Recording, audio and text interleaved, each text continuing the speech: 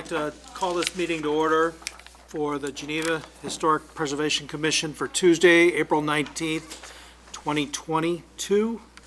The first item is a roll call. Could you call the roll, Celeste? Hartman. Here. McManus. Here. Solomon. Here. Stazen. Here. Jensen. Here. Zinke. Here. Chairman Zelmer. Here. You have his quorum. Great, thank you very much. The next item on our agenda is approval of meeting minutes for March 15th, 2022. Does anyone have any comments about the meeting minutes from March meeting? I have to abstain, I wasn't here. That's fine, great. Any other comments or questions? Okay, if I can get a motion to approve the meeting minutes, Motion to approve the meeting minutes as shown. and a second? I'll second that. Thank you. Call the roll. Okay. Hartman. Here. No. For We're the minutes. approving Approve it. McManus. Aye. Solomon. Aye. Stazen. Abstain. Jensen. Aye. Zinke. Abstain. And Chairman Zelmer. Aye. That passes. Okay, the next item on our agenda is case number 2022-012, a public hearing of the proposed rescinding of designation for the portion of historic landmark property, in essence, a boundary amendment at 4 East State Street. At this time, any commissioner who must recuse himself or herself should state that intention and provide a simple declaration, potential conflict of interest, relationship to the applicant, or any other party to the action, ownership or financial in the project. Does anyone have anyone going to recuse himself? No. Okay, But I do have a comment I need to make. okay. In the interest of transparency and full disclosure, I wish it made known on the record that my husband, Fred H. Zinke, was the original petitioner for the designation of 4 East State Street as a historic landmark. Because of his participation as the original petitioner, I recused myself at that time from participating in the Historic Preservation Commission's deliberation that led to designation of the property in 2018. I know now, though, that I can be objective and fair in the consideration of the request for a boundary amendment that is now before the Commission. Thank you. Good, thank you very much. I guess, can I get a motion to open the public hearing? Motion to open the public hearing. And a second? I'll second it. Okay. All in favor say aye. Aye. Aye. Aye. Any opposed? Aye. We are in the public hearing now. It is in the Historic Preservation Commission's job to conduct this public hearing for case number 2022-012 as proposed, rescinding of the designation of a portion of historic landmark property, in essence, a boundary amendment at 4 East State Street in order to receive testimony in favor and against the proposal. The procedure we will follow is request is, first, the preservation planner will describe the written items, reports, and plans into the record. Second, the applicant will present testimony supporting the basis for boundary amendment request. Third, the Historic Preservation Commission members will have an opportunity to question the applicant. Fourth, the Historic Preservation Commission will receive citizen testimony in favor and against the proposed boundary amendment. Citizens attending in person will be recognized ahead of citizens joining remotely. Questions about the proposed boundary amendment request may be directed to the petitioner or the petitioner's witness. However, as the chairman, I will recognize speakers and maintain order. Questions about the Historic Preservation Commission process itself may be directed to me or to the Preservation Planner, Michael Lambert. Those in attendance should refrain from audible gestures to support or disprove this testimony given by an applicant or any other person testifying. And finally, the applicant may provide a conclusion at the end of the testimony presented. When all the testimony is introduced into the record, the public hearing will be closed. However, the Commission may request a continuation of the public hearing to a date certain for the purposes of gathering additional information or for consideration of the testimonies presented this evening, and subsequent meetings to the public hearing may be duly continued. Tonight, or 45 calendar days from tonight's public hearing, the Historic Preservation Commission will make a motion based on the finding of fact consistent with the appropriate standards identified by the Geneva City Code. Once an affirmative motion has been made and seconded, the determination of the applicant's request will be decided by a simple majority of those commissioners present at the time of the vote on the motion. The result of any motion regarding a boundary amendment for historic landmark at 4 East State Street will be forwarded to the City Council to upheld, amend, or be denied. The testimony procedure is as follows. In order to give testimony, you must provide your name, address, and registration sheet located at the entrance of the hearing room and sign in the space provided, which we have people done that. In order to give testimony, you must, by signing the registration sheet, you agree and understand that anything you say will be considered sworn testimony and that you affirm to tell the truth, the whole truth, and nothing but the truth. When giving testimony, please come forward to the lectern and speak clearly and slowly and loudly so the HPC members and the audience and recording service may hear you. Begin by stating your name and address. If you speak multiple times, please state your name each time you enter into the record. Please be concise when presenting your testimony. If your point has already been made, it is not necessary to be repeated by the speaker or the speakers who may have testified.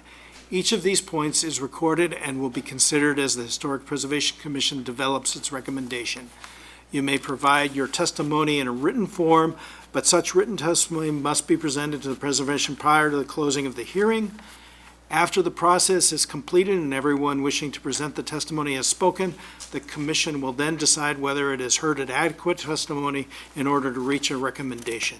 If it has, the public hearing will be closed. After the public hearing is closed, the Preservation Commission will refrain from receiving any additional testimony, either for, or against the petition.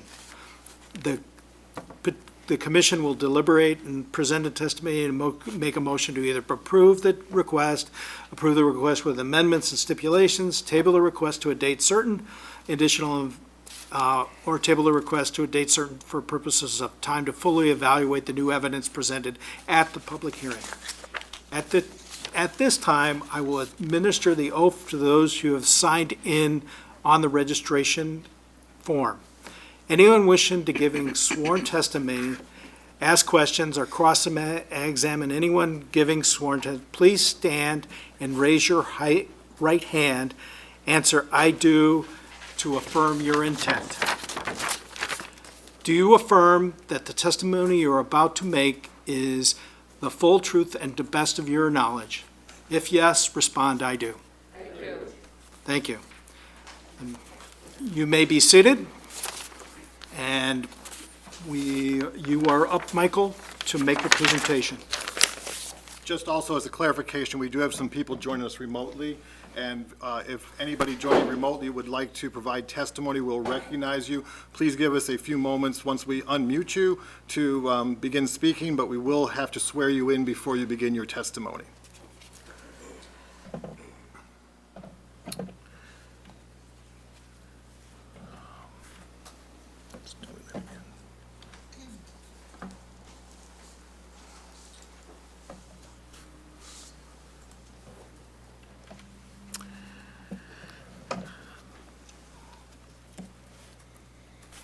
Before I begin the brief presentation of the project before us, I would like to just identify that the application and response from the applicant were received in a timely manner, and therefore they have been put on this agenda to move forward.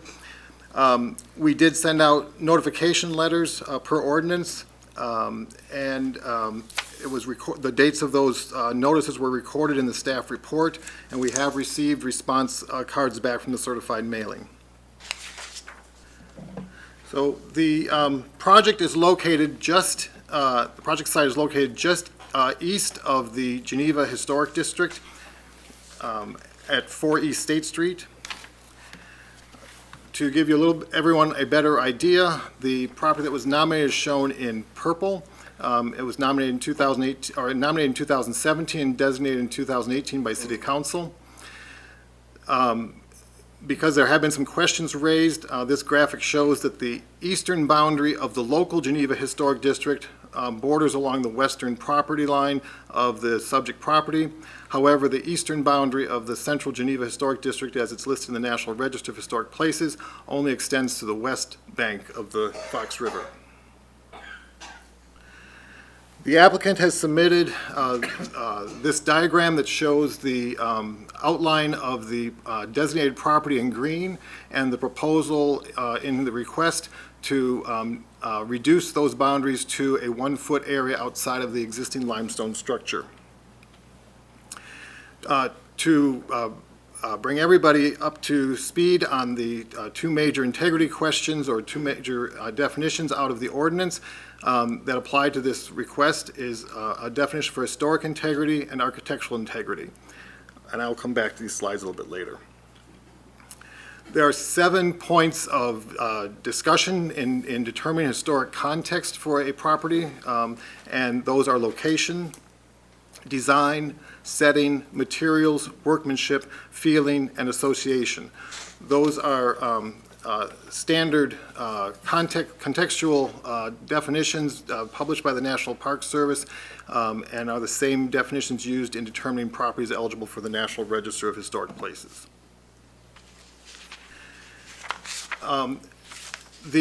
Again, going very quickly to give historic context to not only the commissioners but to all those present, these images are mostly included in the staff report. This is the earliest view of the property at 4 East State Street. Again, you can see that it's located at the what's called the east foot of the State Street Bridge, and is the lower building in the front foreground within the red rectangle.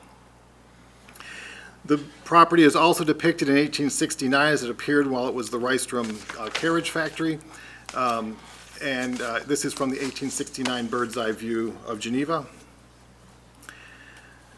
The building as it sits today looks similar to what it looked like at the mid-1890s. This is a historic image. It's identified there in the center of the picture. And there is a close-up view giving you an idea of what the context around the building looked like a little over 120 years ago. From the east, this is a historic view, again, around 1895. The building is located in the center. And again, a close-up view to give you a little bit of an idea of the historic surroundings of the property 120, 130 years ago. And then we do have a few views of the south elevation that are available. This one is from circa 1915 to 1920, and you can see that it's almost a full 2 stories exposed at the rear or south elevation. And just before it was converted to the Mill Race Inn in 1933, the embankment had been raised to cover about 2/3 of the basement level at the south elevation. Some drone shots were taken in October of 2016, again, to give you some overall context of what the site looks like today and how the building sits within the larger parcel.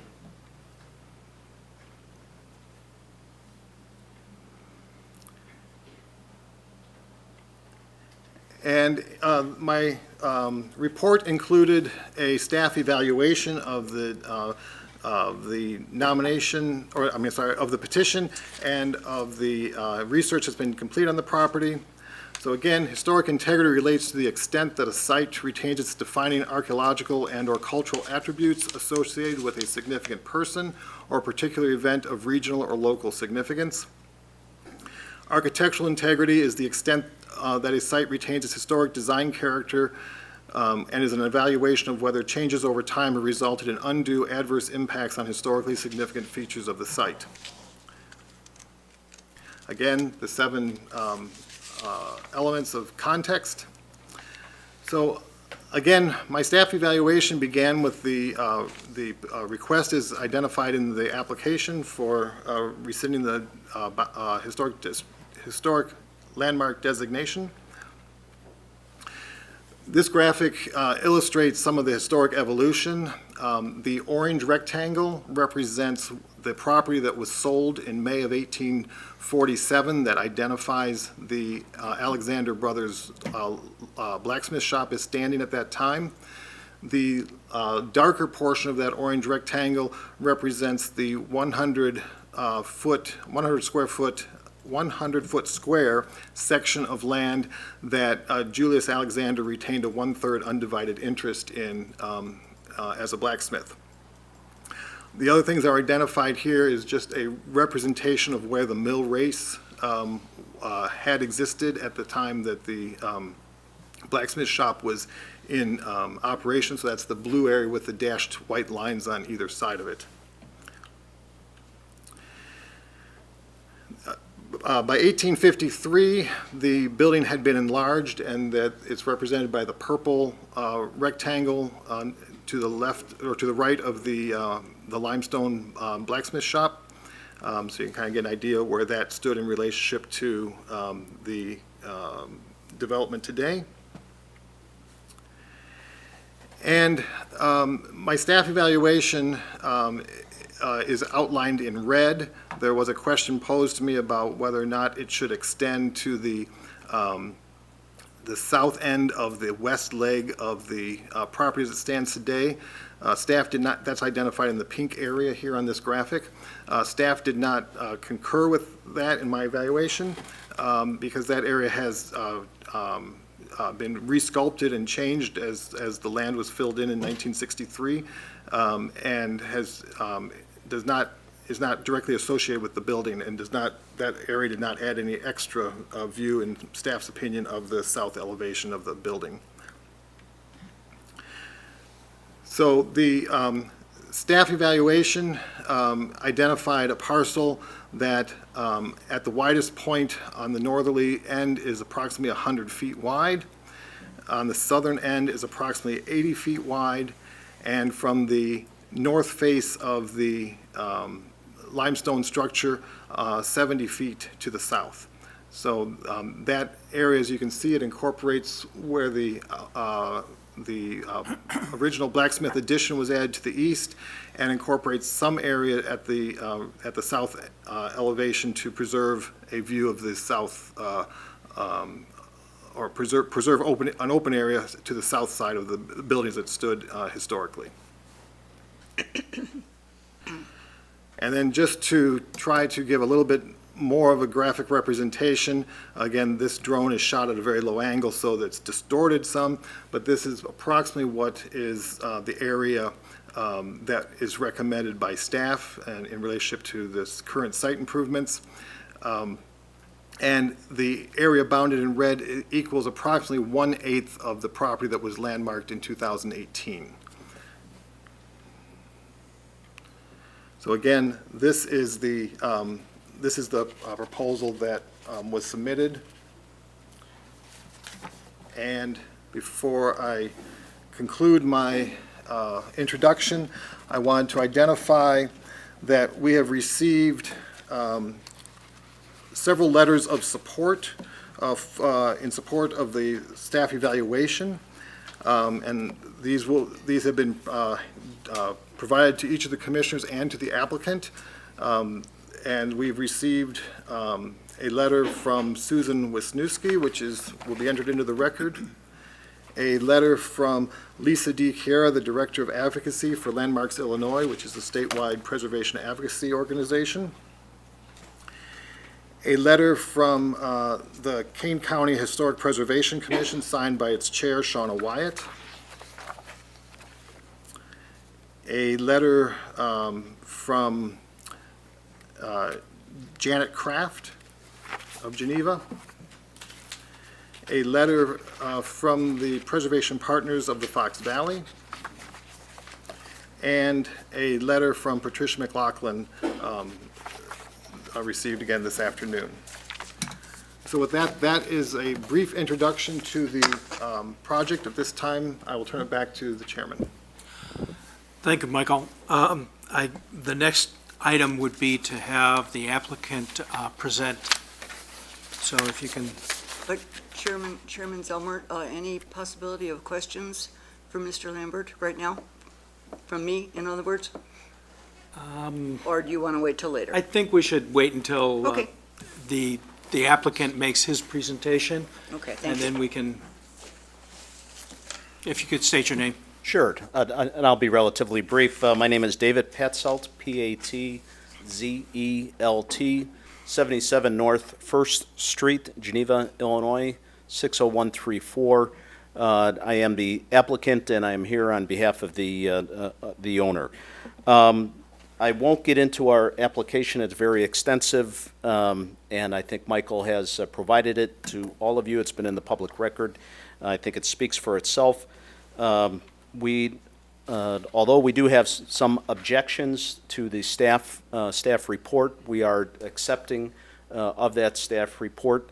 I just wanted to touch base on a couple items where that we are, I'll say, a friendly objection to, and that is we believe that the HPC is now considering the land around the structure to be historically significant, and that land has been significantly or extensively disturbed, and that occurred alongside with the HPC staff members as well as city staff out there when we were uncovering this structure. So we are objecting to that. We are also a little concerned about the dimension to the south of the structure. It appears that it's been a very random 20-foot dimension being used, and there seems to be little to no significant basis for that dimension.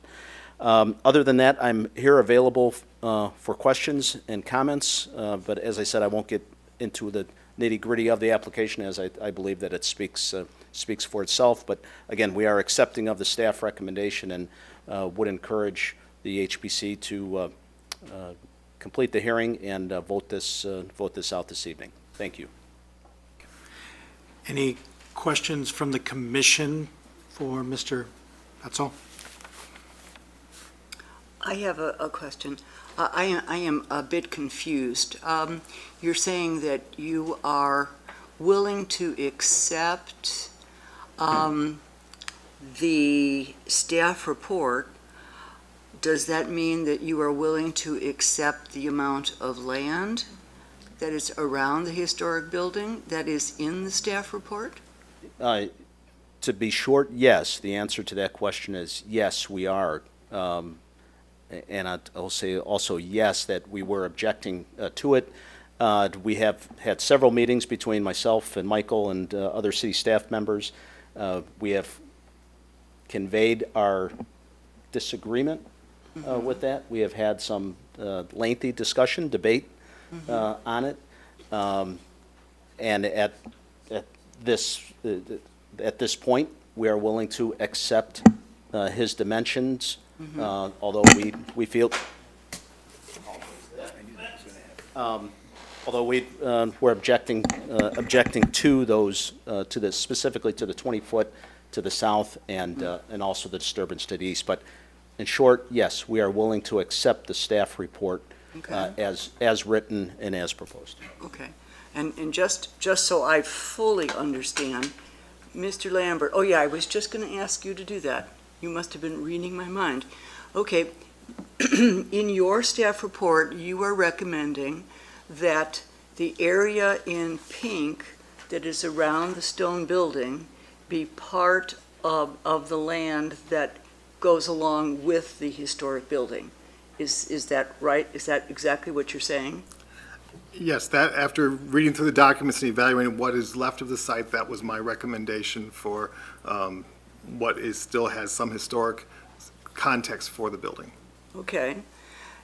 And Mr. Petzel, you're saying that you are willing to accept this, that is shown on the overhead right now?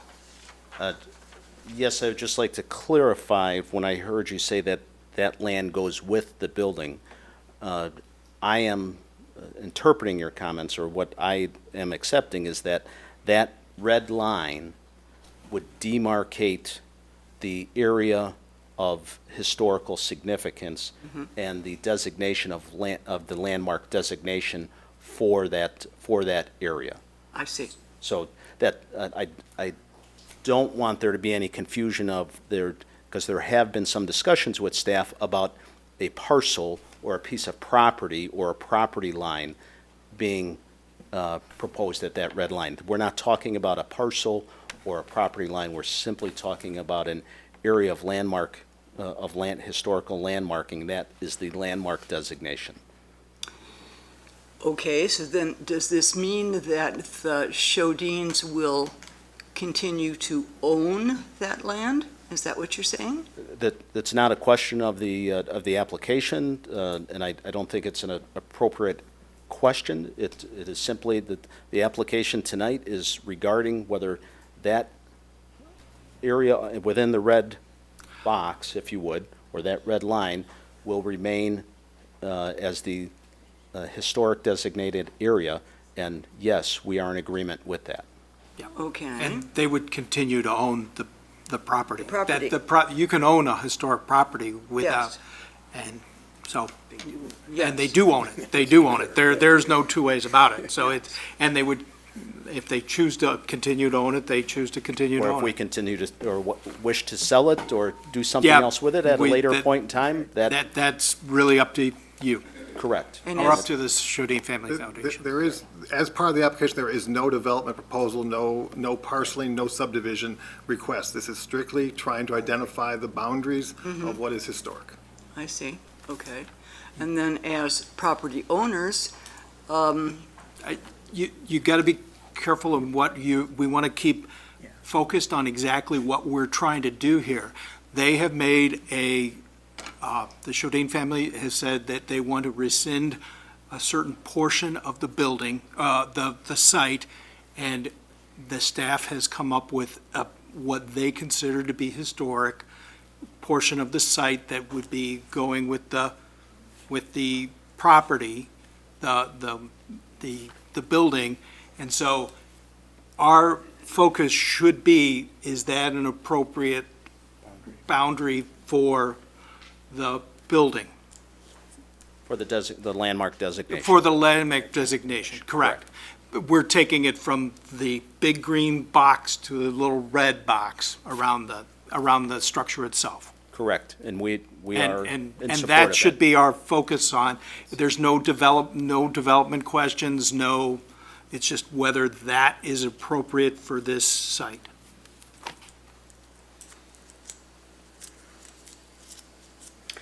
okay, well, then let me ask everybody on the commission. Well, I think we want to finish with Mr. Petzel if we can. Okay, okay. Because that becomes deliberation, Okay, and we don't want to deliberate until we've heard all the evidence. okay. I will keep my question till later. Well, it's a discussion more than a question. If you have a question for Mr. Petzel. No, I don't have a question for Mr. Petzel. Okay. Thank you. Okay. Thank you. Any others? Does anyone else have any questions regarding the presentation? Thank you. Thank you. I'm fine. I won't bring that up. You've accepted it, so that's good. Okay, the next item on our agenda would be to bring up people within the audience that want to testify. First on the list would be Colin Campbell. If you want to step up to the podium, and introduce yourself and your address. My name is Colin Campbell. I live at 18 South 6th Street in Geneva. I just want to thank Mr. Petzold for what he has said, and I am in full agreement with him. Thank you, Dave. Okay. Okay. The next person would be, I believe, Patricia McLaughlin. I'm Patricia McLaughlin. I live at 318 South 5th Street, and I too want to thank you for... If you could address me Oh, when you... okay. Okay, I'm that- sorry. And I think that Mr. Petzold and the Shodine Corporation has made the right choice, both for themselves and the community, because a historic structure like this, in the long term, adds to the value of the whole surrounding property and the community, and it is a charm factor. And however you want to define that, it is a quality of life good, and it is an economic good. So, onward and upward, or maybe Thank you. not too upward. Okay, the next person is, I believe, Lena Serpico. Serpico? Yeah. Thank you. Hi, I'm Lena Serpico. I live at 29 South Bennett Street, directly across from the old Mill Race Inn. I probably live closer to that property than anyone else. We overlook the Mill Race Inn. We've lived there for 22 years. I would say my neighbors and I, from talking to them, are tired of looking at the, it looks like a cesspool. It's ugly. If you could limit your comments to what we're trying to determine the boundary that around the mill race Yeah. in structure. And I live directly across from that. You understand that? Okay, I understand that, but what we need to do is, what we are getting testimony about, whether the boundary that has been proposed Yeah. is appropriate and. I agree it's appropriate. I think it's appropriate. Okay, I have seen Shodine do some great things in Geneva in all my years here, raising my family here. And I'm sorry, we're tired of looking at an ugly facade every day. That's not part of what we're here to talk about. Okay, what are but we here to talk about? We are talking about whether the designation of the boundary is to be rescinded from the size of the big green box to the little red box. Yeah. And that's it? I mean, do you agree with the red box, or do you disagree with the red box? I mean, I guess that's what it comes down to. I'm trying to tell you my position from the east side, because you guys are probably all from the west side. I don't think that that's appropriate, but I would just, if you would like to say what you've had to say. Okay, I would like to say what I have to say. We believe, me and my neighbors, that, Well, The- you're speaking for yourself, so don't bring your neighbors into it. okay.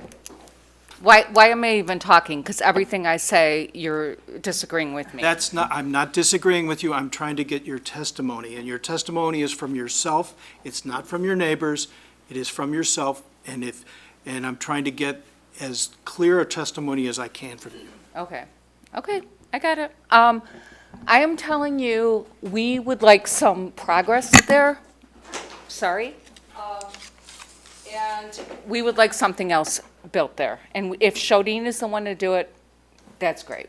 Well, I think hearings like this are part of that process, so they have to get, a clear handle on what they can do and where they can do it, and that's what this meeting is about. This Right. isn't city council, though, this isn't. No, so I don't this think isn't they should do the overall historic project. preservation. Yeah, that's, I don't think and that's they what we're should talking advance about that. today. Yeah, I That's all. don't think they should do that historic, and that's why I'm here.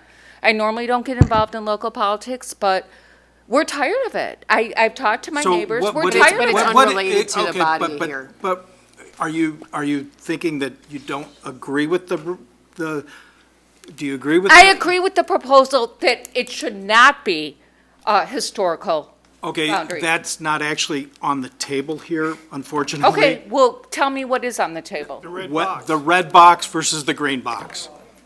Okay.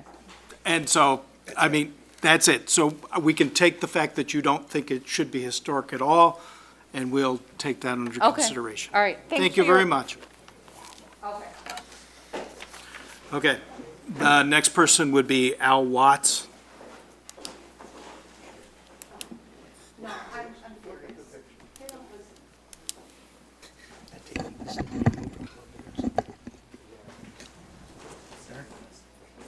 Al Watts. Al, if you could state your name. Yeah. I'm waiting for him to get the microphone. No, that's all right. So, I'm Al Watts, Community Engagement Director for Preservation Partners of the Fox Valley. Our office is in the 1850 Beef House on 8 Indiana Street in downtown St. Charles. For those of you who may be unfamiliar with our organization, our nonprofit organization operates 5 historic properties in the Fox Valley and educates the community about local history and the value of historic preservation. So basically, I had submitted something on behalf of our board, and I just want to get into the meat of that just a little bit, just very briefly. So as a landmarked historic asset, the property needs to be viable for the building to continue serving the community. In other words, the building should be usable and accessible, and to the extent possible, the historic spatial relationships, site integrity, and historic context should remain. The amended boundary should therefore be whatever is necessary for that viability, and I think staff has done an excellent job at determining that. But I wanted to also remind you of a few things. So there's no dispute that this is historically significant and that it meets the requirements for a landmark. As you know, the blacksmith shop is the oldest industrial building on the east bank of the Fox River in Geneva. It demonstrates both the significance of the river-powered industry that fueled the settling of Geneva and, with a variety of businesses that operate in it, a timeline of Geneva's growth. I'm getting there. We're looking at rescinding the location. Okay. It's landmarked, it's going to stay landmarked. Okay. All right. So let me get to the Secretary of Interior standards for treatment of historic properties. We getting somewhere there? You can, Okay. So, standard 2 for the rehabilitation reads that, quote, the historic character of the property will be retained and preserved, and the standards recommend that, quote, the retaining the historic relationship between the building and the landscape should remain. So a building such as the Alexander Brothers Blacksmith Shop has never existed in a dense collection of buildings, and this would help make it remain that way.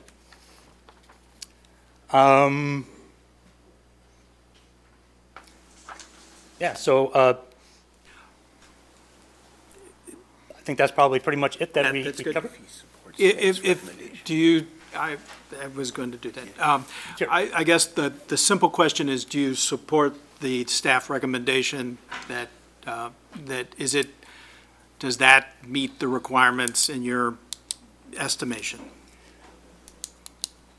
It appears to meet the requirements for the standards for designation of historic landmarks for the city and for the standards of treatment of historic properties for the National Park Service and Secretary of Interior. Yeah. Okay, great. Any other questions from any commissioners? Okay, thank you. Yep, thanks. Next is Lee W. Esterlin. If you could state your name and address, I will. please. Thank you. It's Lee W. Esterlid. I live in 108 Oak Street, so I live directly across. I've only lived there for 21 years, so I'm one behind. Can I ask, it's pink and it's red, and I've heard people say red and I've said pink. Which one is which? Well, there is pink and there is red. I'd explain, the purple, or what you're calling pink, is the addition that was made, the historic addition made to the blacksmith shop for context, to give relationship, and the red box is what's being proposed. Okay. So because you have to keep asking this, I would be opposed to either one of those. I would prefer the green footprint. Okay.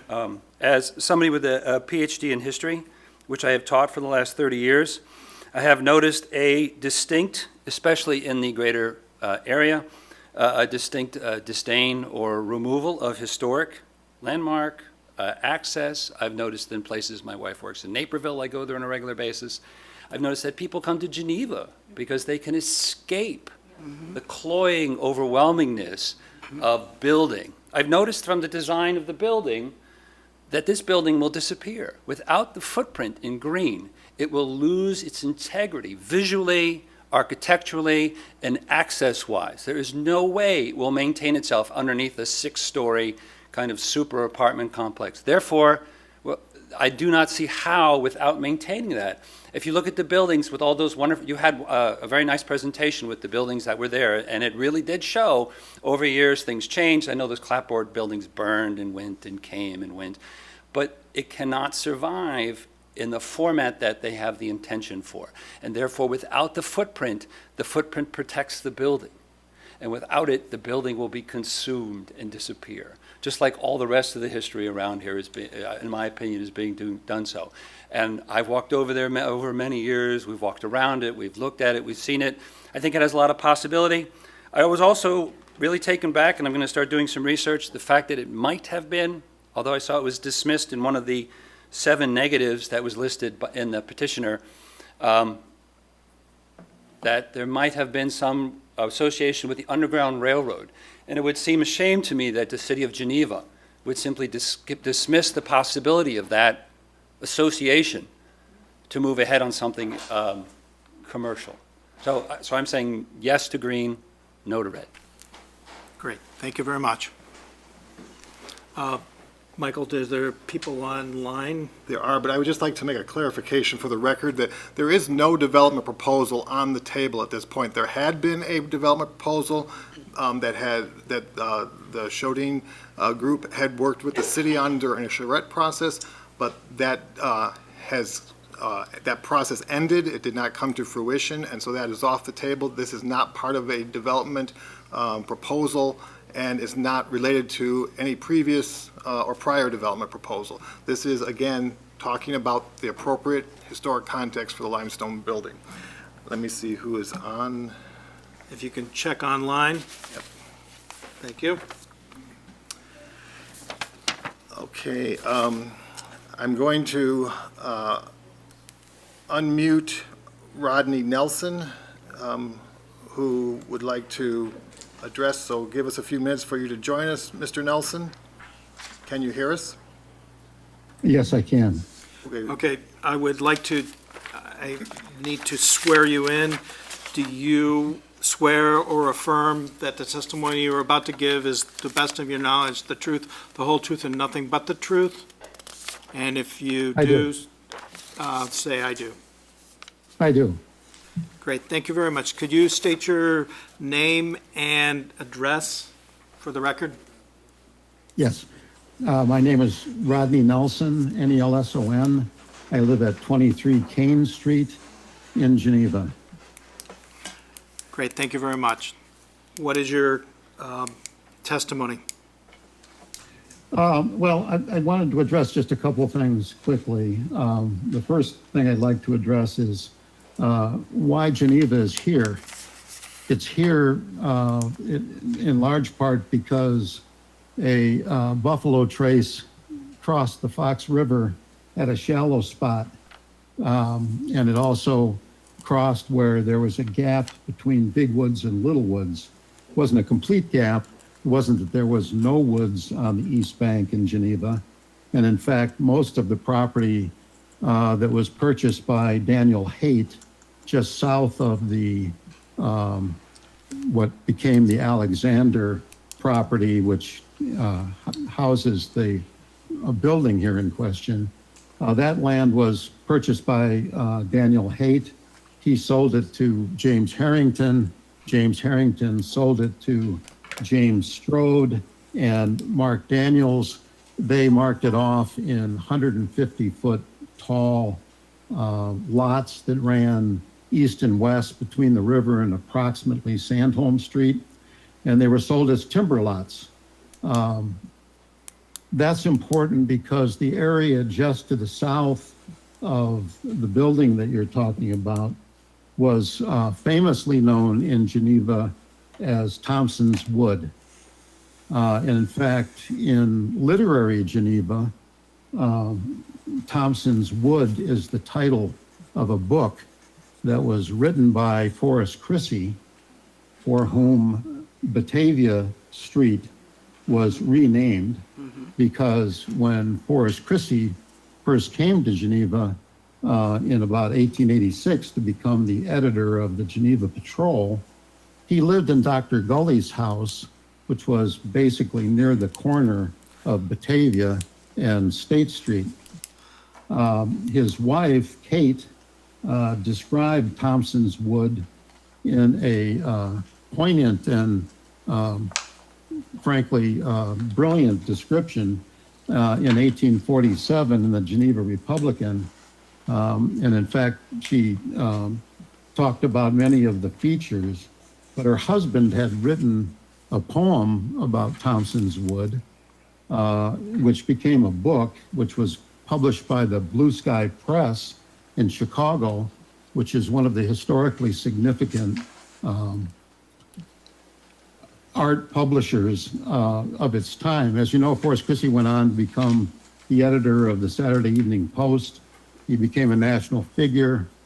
He went on to interview many other famous Geneva residents. So Thompson's Wood, which I believe George Thompson's house is the house that's now standing on the northeast corner of Chrissy and Oak. If you look at the maps, he owned a little piece of property that extended down towards the river. And he was a very interesting man. He was a Scotsman. He was a veteran of the 52nd Illinois Infantry. He enlisted with the original enlistees on the 19th of November in 1861, and he served for 4 years. His wife was a member of the Geneva Improvement Association, very active. I won't go into too much more detail about her, but if you're looking for historic, I see you're not listening to me, so do you want me to stop? No, it's not that. I am trying to keep this tight and to the point. I guess, is it that you agree with the designation that it was before, or do you think that the designation that is proposed is not large enough, or is it too small, or do you have an opinion about that? I mean, we have settled the fact that it is a historic structure and that it is and that it should be designated. So I guess, what is your opinion of the land area that's required to keep that designation for that, to support that designation? Well, I thought I was explaining to you that a portion of this site is of extreme historic significance to the history of Geneva. So I'm stating that I think restricting the surroundings and the setting will do just what Mr. Eisterlid described. It'll bury the building, but to me, the building is only part of the story. The whole story is, this is the site of the ford that made Geneva first named Harrington's Ford. Ford's Ford was suggested. Campbell's Ford was suggested because it was the ford. It's the reason Geneva was settled. It was the reason why the road led to Geneva. This is a very important historic site. And I was trying to give you the history of the people that also make it a very important historic site. Now, if this is irrelevant, then I'm sorry to have wasted your time. I don't think it's irrelevant, sir. I was just trying to clarify where we were trying to get to, but you're welcome to continue. Well, maybe if you told me where you're trying to get, I could help you get there. No, I misspoke, sir. I'm trying to get evidence of this for this specific public hearing, and you may continue. Well, I'm trying to, and I'm not trying to be argumentative. I'm just trying to explain to you why this site is so important to the history of Geneva. Let me give you just a little bit more about George Thompson, if I might. By the way, I'm sitting in the basement of John Rystrom's house while I'm giving you this information. He also is an extremely important personage in regional history. His son was the president of Sunstrand Corporation, part of what made Rockford one of the machine tool centers of the country. But let me return to the site specifically. George Thompson was a Scotsman who was born in Scotland in 1818. He came to this country, settled in Geneva in 1846. His first wife died in childbirth. He then married a woman named Adams, who was the sister-in-law of Benjamin Wilson, who wrote the most important book ever written by a Genevan, a translation of the Bible. He founded the Geneva Republican. He called it the Geneva Mercury. She was the sister of Benjamin Wilson's wife. He was a member of the Buffalo colony that settled the east side of Geneva. He, as I mentioned before, was a soldier in the 52nd Illinois, which was a central Fox Valley regiment. He served through the entire 4 years, and he became a very well-known citizen of Geneva because he developed a park called Thompson's Wood. He built bridges over the little stream that at one time flowed through that property right about where Oak Street is. So the setting is, to me, equally important as the building. And, you know, unfortunately, the building is in a state of disruption and disrepair. It's been characterized as a blacksmith shop. I'm not entirely sure it ever was. It certainly is unlikely to have been a mill, but it is old and it is vernacular architecture. I'd like to see the building preserved. There were several other buildings that I would like to have seen preserved more, but I would really urge you not to abandon the idea that this property and this setting is part of the early history of Geneva, and it has remained important. I had planned to tell you a little bit about the Hiawatha pageant that occurred there, but I think I'll just close with what I've said. But don't abandon this site. The site is, to me, far more historic significance than the remnants of the building. Thank you. Thank you.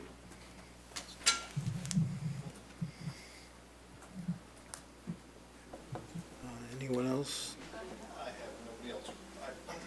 I have nobody else raising a hand. I signed up right back here. My name is Sharon Jones. I didn't see it on the... Sharon Jones. Yes, I'm sorry. You're, okay. You can step up, please.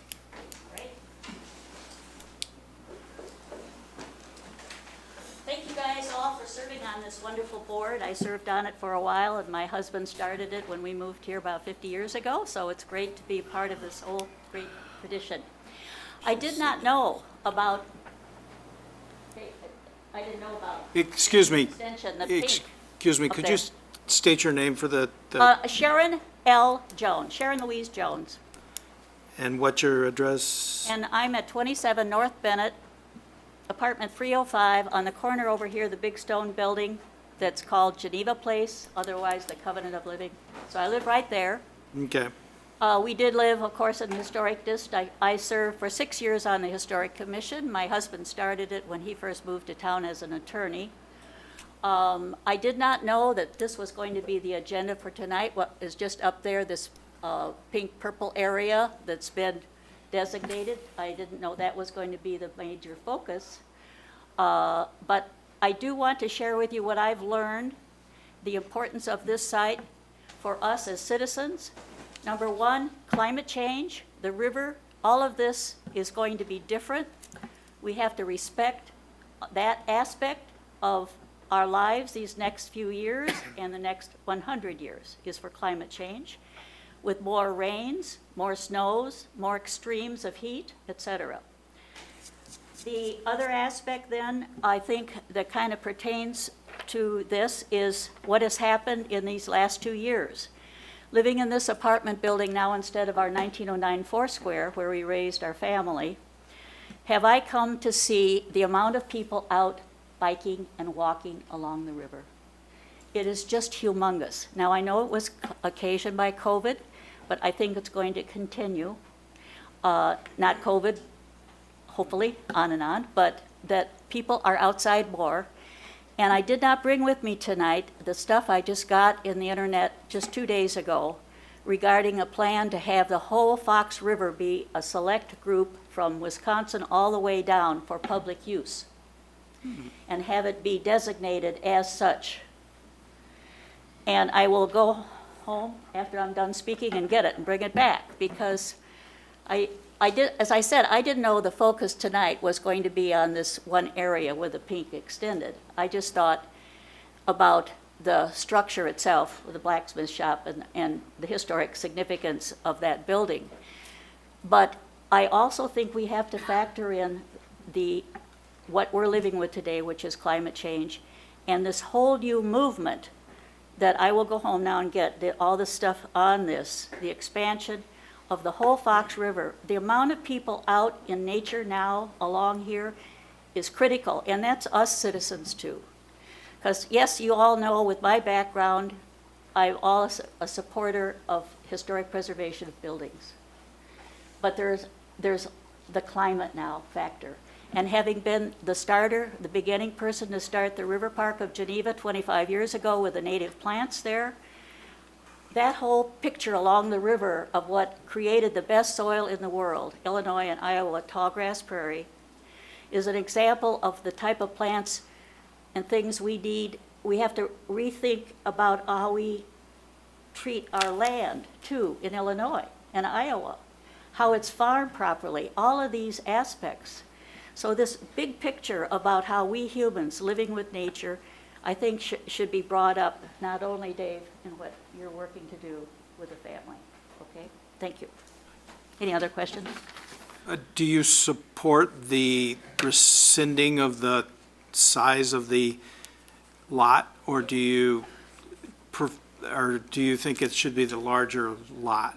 Well, I think this is a real commendation and that, but I think now, because of what we're witnessing with the amount of people coming up and down the river all along, biking and walking and getting their nature fix, should be factored in long-term, especially with the climate change coming on us strongly soon, okay? Okay. Okay, not as much development, Yeah. Thank you. Thank you, okay.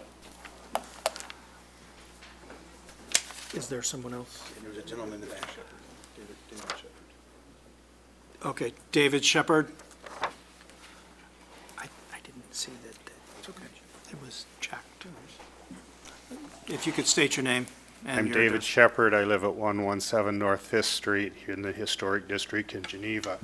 As a side comment, I think you need to update your procedures so that personal addresses are not made a part of public record. You have that information when people sign in, and that I don't want, particularly my house, to be tomatoed or otherwise shot at. And so I think that public information is inappropriate in this day and age. Let me speak to this site and add one specific factor, and you spoke eloquently about the total site, and it is a site. It is not stones. It is not just the brick that is left in the stone structure. It is the entire site, and it is a site that makes something historical and puts it in context of what it is representing and what it was. Now, we're not going to lower 38 to street level in front of the building, unfortunately. But we are going to have a visual as well as a physical access and presence.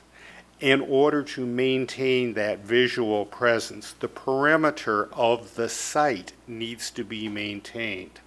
And it needs to be visually accessible from public locations.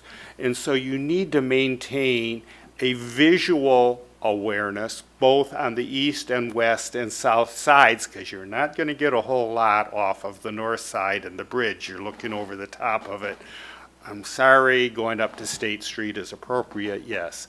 Going west to the Park District, yes, very appropriate. However, this site, and speaking specifically to this site, was integral to water usage. And it was anybody that was here initially would have been utilizing the water facet. It's located where it is with access to the water. And cutting it off on the south at 20 feet as an arbitrary cutoff, when in fact going to the water line was such an integral part of the original building. Now, is this the original water line? Sounds like not. But nonetheless, it was to the water. And visually, to present that to people as that site gets developed and having the access to the water and bringing it to the water and making that a part of the historical perspective. That doesn't mean that future developments might not have a walking path across the property next to the pond to whatever future developments. You're not putting limitations on that, but you are saying it is of historical importance. It has relevance. It has additional access. It's access that needs to be provided for not only the pedestrians on the walking to Island Park. It needs to be accessed for people on bicycles. I understand that the long-term plans call for a bike path coming from the corner of Bennett and 38 down near the site somehow to connect into the path. That's great, but the site itself needs to be historically preserved, and access needs to be ensured.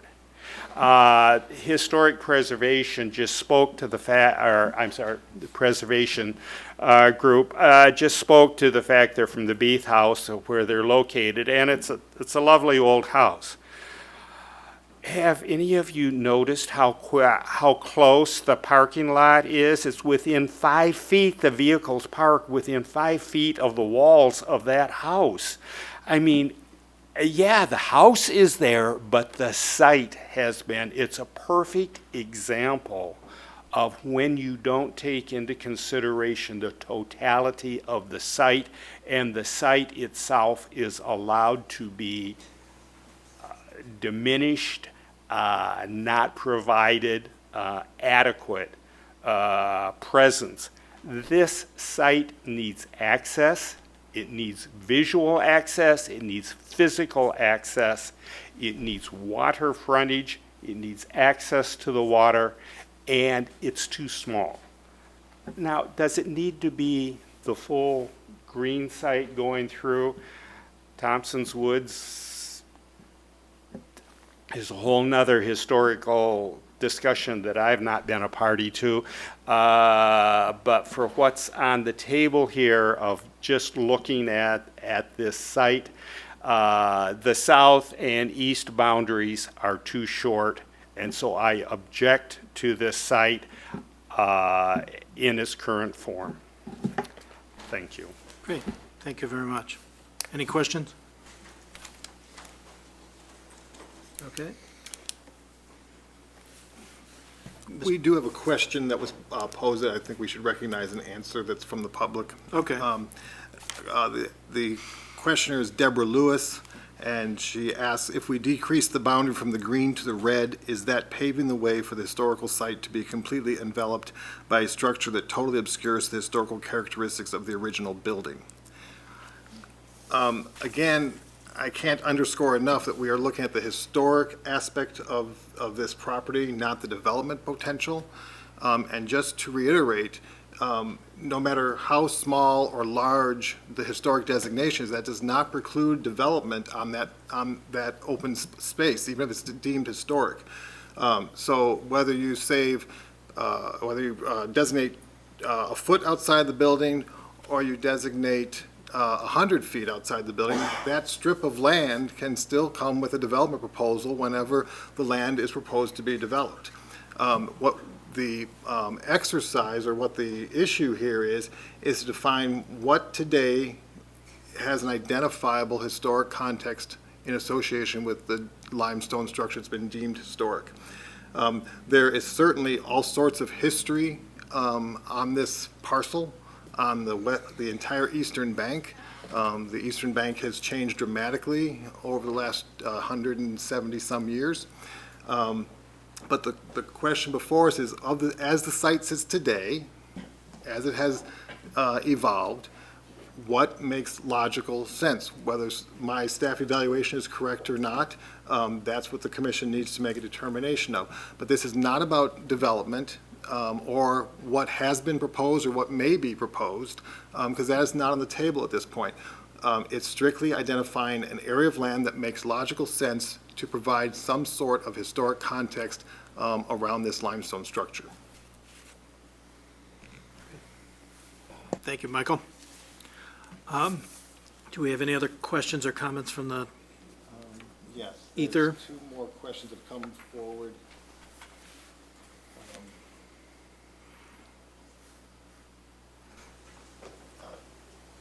I guess it's a single question from. Let me Let answer him these. finish. I thought you were asking for. No, I was actually asking if there were any questions Oh, or I'm comments from sorry. the, I'm sorry. but we can recognize you after Michael is done. This is a question from Mr. Michael Smith. Does the reduction of the boundary of the historic site impose the demolition of the mill race structure on the water, or allow the applicant to remove or demolish any part of the property? Again, designation is different from a development proposal. We get requests for demolition of historically designated properties fairly frequently. Again, this is identifying what the historic boundaries of this property should or should not be, and is not related to a future demolition request, a future development request, a future leave it as it is, a future sale, any of the options that are out there. This is strictly trying to identify whether or not the green box was appropriate, the red box is appropriate, or something in between. Correct. Okay. Patricia, did you have a question? I did have a question, and it was really regarding the setting of the boundaries that you people made. And, I've listened to the other comments, and indeed, the access to water seems to be part of the historic aspect of the building. And you have not designated that it would go up to where the mill race was, or any aspect or access to the water. Was there a reason for that? Yes, there was a reason. A mill race is only one part of a race. So there's a head race, a mill race, a tail race, a mill pond. There's other parts of the race. The mill race is the active power portion of the race, and with this building set at the end of the long race, it was getting the least power source from the water. And beyond the building, the water would have been very still. It would have been the tail race. And again, that shoreline has been altered by flood, it's been altered by development, and so that is why I was suggesting just about 20 feet beyond. The actual mill pond is what is now kind of the lagoon, and has the outlet at the southerly end of Island Park. That really would have been kind of a stagnant pond with flotsam and all kinds of debris in it historically. So yes, it had a historic purpose, but it was not something that I felt in my evaluation, looking at the seven components of context, had historic significance at this point. So that is the reason staff came up with the 20-foot arbitrary southern boundary. Okay, thank you. Thank you. I guess I can ask a question of staff. Did the blacksmith shop ever use as a power source, or do we know? The record is unclear about that. What we do know is that in 1847, when Julius Alexander sold the property to Lyman German and his brother Edward, he identified that he was retaining the blacksmith shop. So we do in fact know that it was a blacksmith shop in May of 1847. There's very little reason for a blacksmith shop to be on water unless you're using a pile hammer, which would have been very helpful in the production of foundry work, which would have been related to the reapers that were manufactured here. So the speculation is that there was the idea there would be water power to operate a pile hammer as part of a foundry operation. I can talk more detail if you want about a mill, but I think that's the general overview of why we believe that this water right was so important. It does identify in the May 1847 sales record that this building was on the east bank of the Fox River, and looking at other sales documents from the 1830s and 1840s along the riverbank, we see that the mill race is considered the east bank of the river itself, even though it was a man-made, hand-dug channel. And those water rights were heavily protected in those early land transactions. I think, does that answer your question sufficiently or more than sufficiently? More than sufficient. Thank you. Okay. Any other, I guess I would let Mr. Patzel have the last word. Well, thank you. I only have one comment. In response to a comment made during the public testimony, there was a suggestion or accusation that in our application, if I heard it correctly, that we had made reference to the Underground Railroad, and I can tell you that absolutely not. We did not make any comment relative to any word railroad within our application. And further, if the reference was to staff making comments to the Underground Railroad relative to this property, I am not aware of the staff ever writing, sending, talking, discussing the Underground Railroad relative to this property. So that's the only comment I had. If there's any other questions for me as the applicant or the representing the property owner, I'm available for any further questions. Any other questions from the commission? Thank you. Thank you.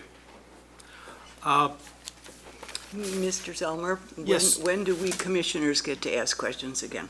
When we can ask questions of the people that are up there, but when we deliberate, we will close the public hearing and then deliberate. Okay, thank you. So if I can get a motion to close the public hearing. Okay, and a second? Okay, all in favor? Aye. Aye. Any opposed?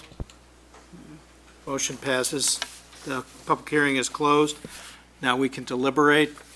Do you have comments that you want to make, I have a Caroline? question I'd like to ask. Is it okay to ask a question? It's fine. We can deliberate. I mean, Okay. that's All right. Mr. Lambert, I understand the border to, the red border to the west, which adjoins to the Park District land, and the red border to the north, which adjoins where the road 38 is. And I know that you had said the border to the east was kind of arbitrary, but now I'm looking at the border to the south.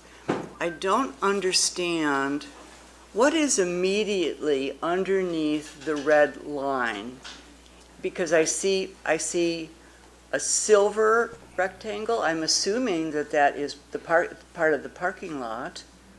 I think it's part of the old foundation for the Mill Race Inn. Is that correct? Yeah, so yes, right under the red line is the foundation of the west addition to the Millrace Inn at one time. The foundation wall still exists, You mean the restaurant? the restaurant. Oh, the restaurant. And- Okay. And I would like to clarify, it's not an arbitrary to the east. When you scale off, when I scaled off the Sanborn maps, which are fairly accurate, the blacksmith shop addition scales to be 20 feet, Okay, and I'm suggesting 21 feet. okay. So that is, it's actually a very specific Okay. number based on a historic document. Thank you for that. Okay. What is the commission's feeling about the south boundary of the staff proposal? Do we feel it's appropriate? Well, it's proportionate with the other boundaries to some degree. And Michael, may I ask, are we in the middle of discussion here? We are in the middle, I was hoping that we'd have all the discussion, this would be amongst ourselves, not with asking Michael or any other, Okay. but he's available. Can he answer questions? Yeah, you can ask the question. Looking at, this is the differentiation between the general pink or whatever we'll call it and the green. It looks, it has to be more than coincidence. Can you push your button? Thank you. It looks to me, and being more than coincidental, that all those other additions that were documented in a lot of these drawings would represent, by the pink area, the total extent of the building additions around that particular structure? During the period of significance for which it was nominated, yes. So circa 1846 to 1945 is the period of significance, and that is the configuration of the building during that period of significance. Okay, so then that it is more than just an arbitrary 20 feet periphery around there. It actually represents the extent of the building line up to 1946. Well, yeah, the 20 feet to the south is somewhat arbitrary. Again, Okay. it could be 18, 19, 17, 22. Right, but there I was chose an even 20 addition there. feet because there was not an addition there until 1946, and a screened-in Okay. dance porch and dining porch was added in Okay. 1946. Thank you.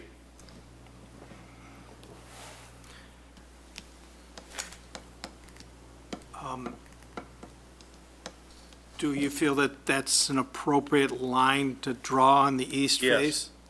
Okay. And then, do you feel that the south line of being 20 Yes. feet? Okay. Does any other, do you have any questions or comments? You know, I think a lot of the thoughts that I had in reading this prior to the meeting, they all just sort of started assuming development. And I don't think that's the subject of what we're talking about tonight. If we're talking about just the perimeter that's been drawn in the red, then it seems like a reasonable assumption. When I see some of the images of what was, occupying the green, it starts to get a little away from what I consider to be the historic building and that historic immediate surrounding area. Thank you. George, do you have any comments?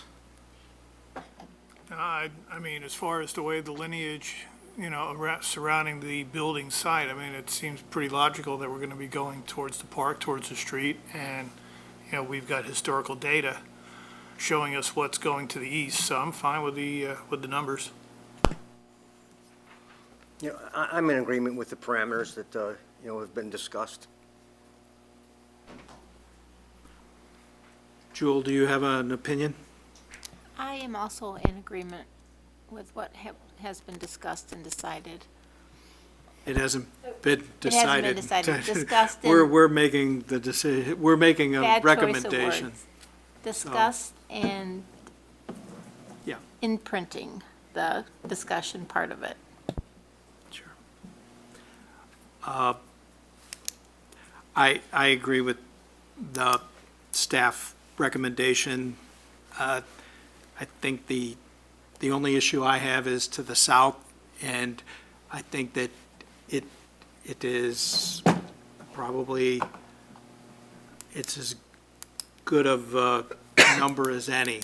I don't know where you draw that line, especially because it is a amorphous line as the water goes up and the water goes down. So I guess that is my opinion of it. Do we feel like we have enough information to make a recommendation to the city council to either follow this staff recommendation or to amend the staff recommendation? What I'm picking up from the rest of the commission is that they think the staff recommendation is acceptable. So what are we doing today? What is our end game? We are making a recommendation to the city council to say that this historic designation should be reduced in size to the red lined box, basically, rather than the green Right. lined box, or green lined lot. Well, I think we all have pretty well stated an opinion here just in the past few minutes, so. Okay. If I could get a motion to, Petition subject to staff's recommendations. Motion to approve. Motion. Petition subject to staff's recommendation. yeah, motion to approve with, subject to staff's recommendation, if I could get that. Sure. I'll do I motion to approve, the adjustment to The petition. to the petition based on staff recommendation. I would second that motion. Okay. If you could call the roll. Okay, Hartman, Aye. McManus, Aye. Solomon, Aye. Stazen, Aye. Jensen, Aye. Zinke, and Zelmer. Aye. That passes. Motion passes. Thank you. Thank you. Thank you. Okay. The next item on our agenda is to Secretary's report. Secretary's report is very brief this evening. Just, again, I want to update the commissioners because I've had some questions from some of you about why we've had such light meetings. I am hearing back from the architecture and building community that it, again, is just the cost of construction and the supply chain, trying to make those things match. So we've got several projects that are coming imminently, but they have not been able to pull that belt around them to get them in front of us to review yet. So I do expect to see some in the next few months. The only other thing I would like to say is a thank you to our recording secretary, Celeste Weiland. This is her last meeting tonight. I have had the privilege of working with her for 10 years, and she has made my job much easier with her thoroughness and promptness in getting minutes recorded and out to us. So I know she's been here a lot more HPC meetings than I've ever been. So thank you for your service to the city of Geneva and to the HPC in particular. You're welcome. Thank you very much. And that concludes my report. Very good. Okay. Do we have any new business from the commission? Yes, sir. Yes, Caroline. Okay, when do we get to discuss? I am very concerned about the stone building. It looks awful. It needs a roof. Your microphone. Flip your mic. It needs a roof. It needs tuck pointing. It needs some basic work done on the building so that it will stay with us until we find somebody to do something with it. Carolyn, what building are you talking about? I'm talking about the Mill Race stone building that we've been okay. discussing all this time. Yeah. That's what I'm talking about. I am very concerned. It's been sitting there for almost 4 years. The tarp that's on the top blows off. I cross over the bridge several times a day. I call up Michael. Michael calls the owner. It gets fixed after about 2 or 3 days. Something has to happen, and I have no idea how to make it happen.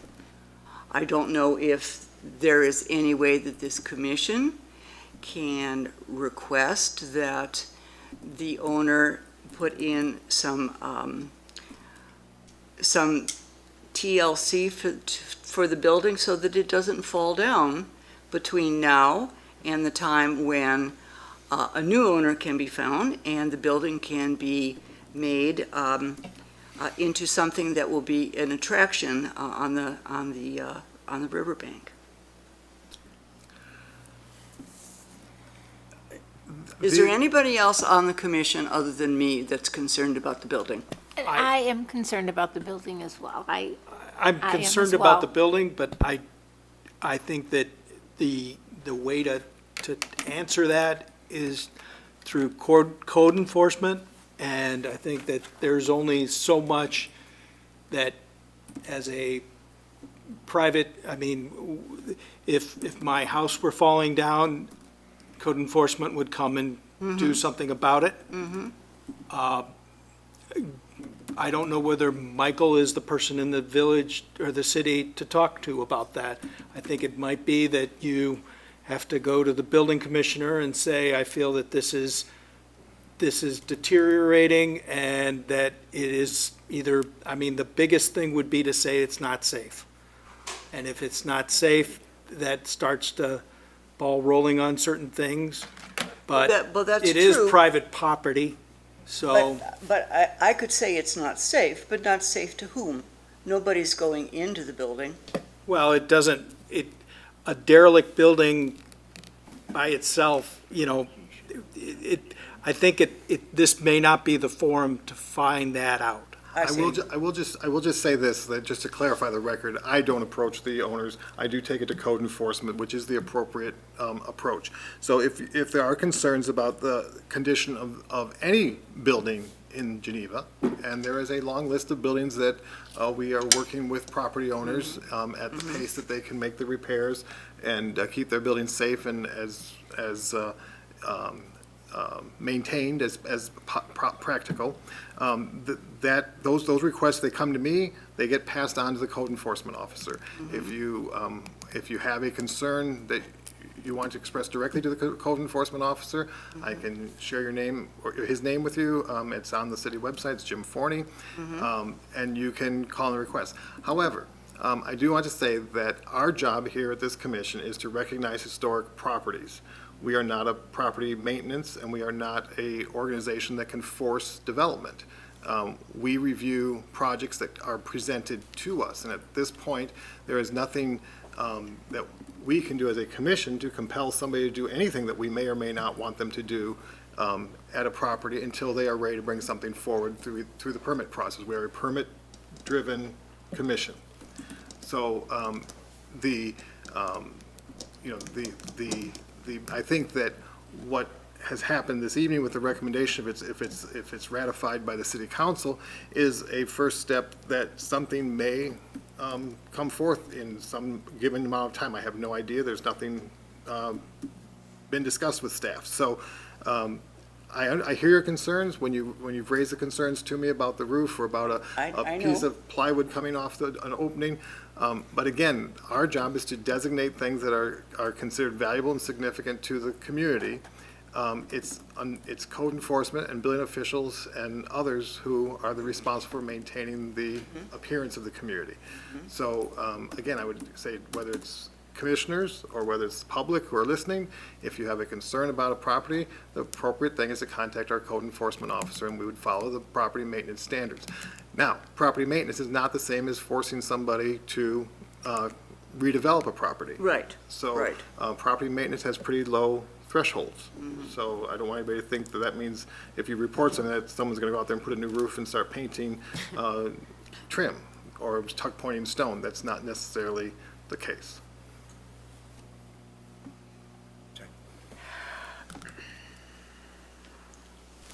Okay.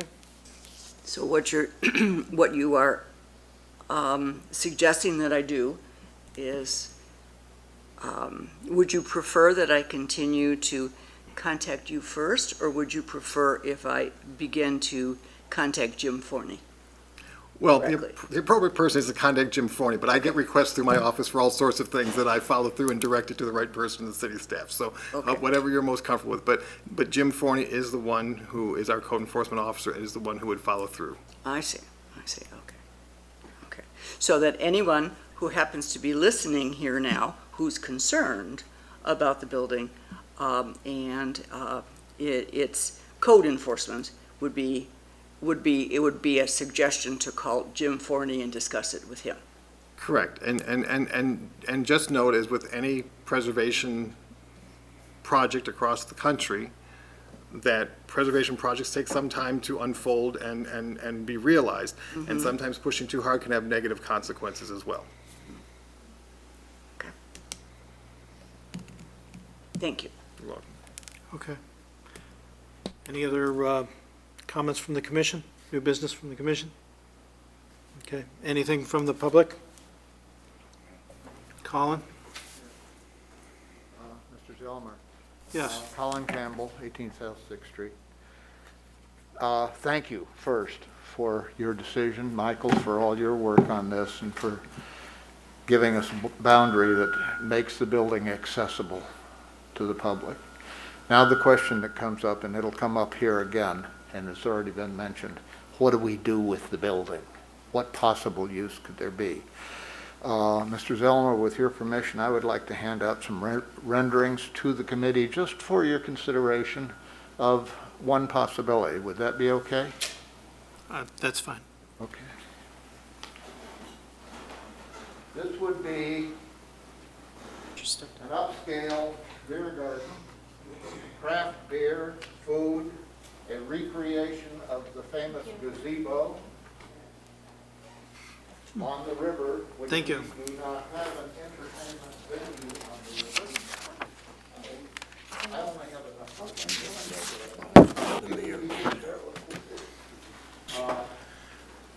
And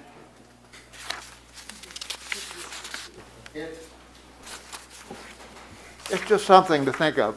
At the charrette, we were challenged by the mayor to come up with a possible use.